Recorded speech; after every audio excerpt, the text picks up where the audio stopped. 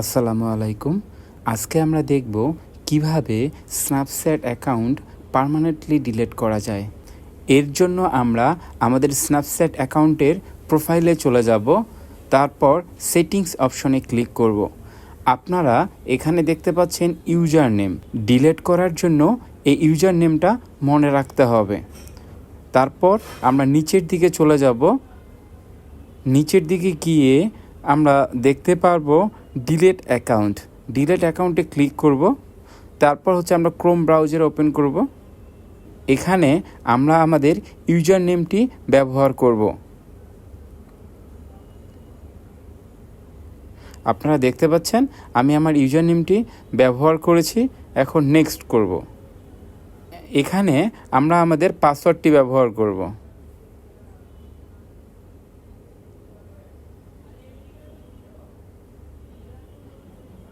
তারপর নেক্সট করব। আবার পাসওয়ার্ড দিব।